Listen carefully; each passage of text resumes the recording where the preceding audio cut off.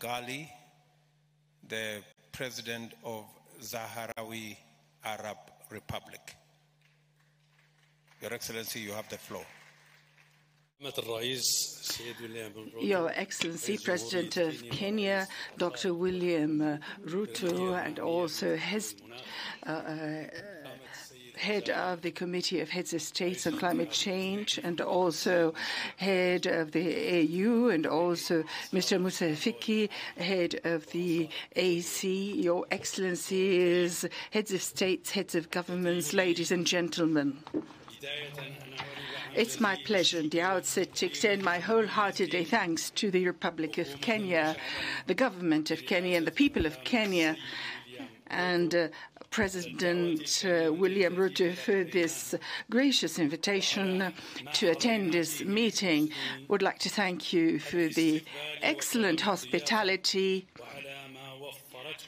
and would like to thank you for all sorts of efforts and generosity for the sake of the success of this great event, which is the Climate Summit in Africa. And our Saharan Republic also is facing the climate change like so many other countries in the world. We're facing all these challenges related to climate change. Meanwhile, we have another struggle to put an end to occupation in my countries due to the occupation because of the conflict with Morocco. And those challenges are intertwined. This situation led to the displacement of more than 200,000 of our citizens to some territories that are suffering from climate problems, and temperature in the refugees camps are immeasurable. In our occupied territories,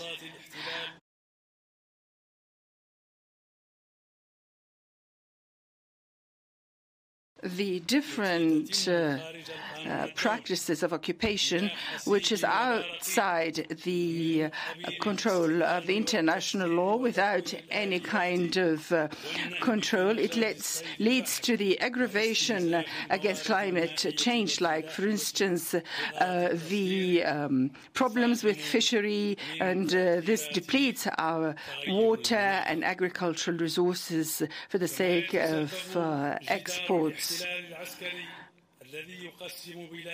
And this kind of military occupation is sort of a wall and divides our country into two parts. And this deprives the occupied territories from water. And this is a very dangerous environmental deterioration, and this increases drought in our region. It also led to so many deeply rooted changes in the surface of the land, which became more exposed to wind erosion and also water stagnation. There are also mined areas along this wall became inhabitable, and also it has a very limited economic production. Those challenges, huge challenges, required practical measures on our side to deal with the situation. And in this context, we developed our NDC, and we identified through it the urgent measures for adaptation with climate change and mitigation of its limits. And we did that through strengthening development, which is based on renewables instead of fossil energy. And we supported NDC by having an NAP or NAP through the common ministerial initiatives that included several ministries. In the Sahrawi refugees camps, We developed agricultural systems to reduce the use of water. We also developed modern means with lower costs for housing.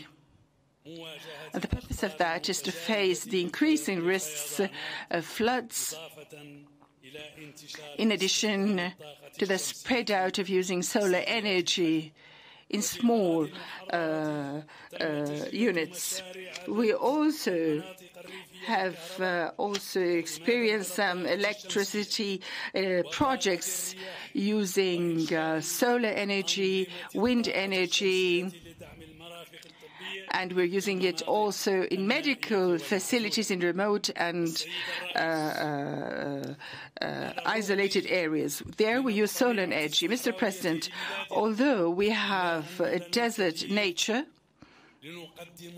but we do have so many resources to provide to the blue economy in Africa. We have long coasts, and it's very good for fisheries. And our coast, which goes as far as 1,110 kilometers, the land there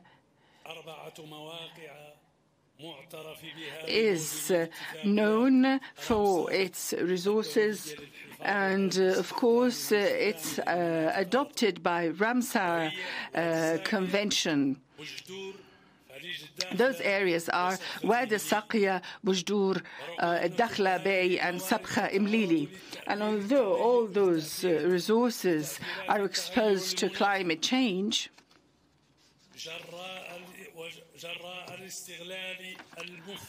because of the excessive depletion of those resources under occupation, but our country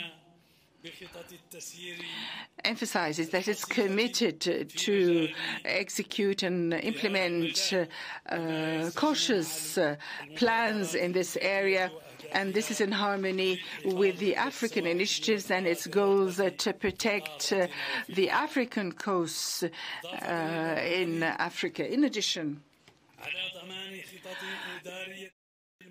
to our work or setting out administrative plans for the important environmental areas, and according to the climate change requirements, we're going to work with other countries and have partnerships and with those countries and African organizations to build our national capacities and to exchange experience in relation to the blue economy. The delay of the termination of the occupation by the United Nations, which is the last in Africa, that doesn't mean that we are fully participation in the international global efforts to face climate change and its detrimental impacts.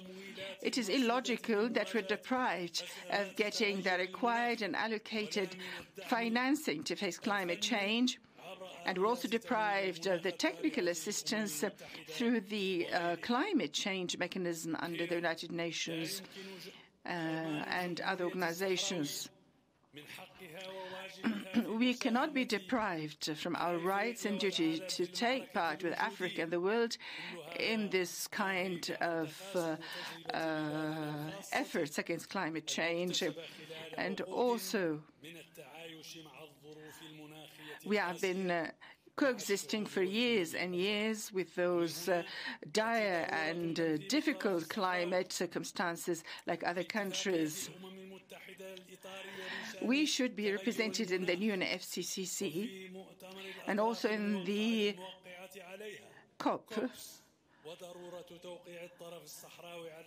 And also we should sign also the Paris agreement and take part in the negotiations, and to also adopt our NDC regularly to the UNFCCC.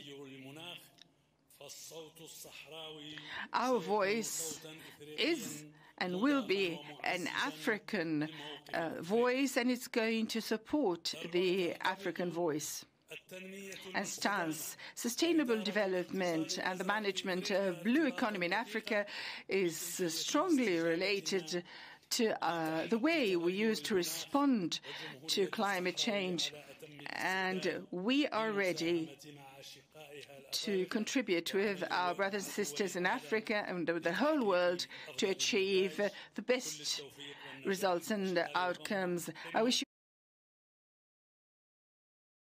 all the best in this summit, and thank you very much.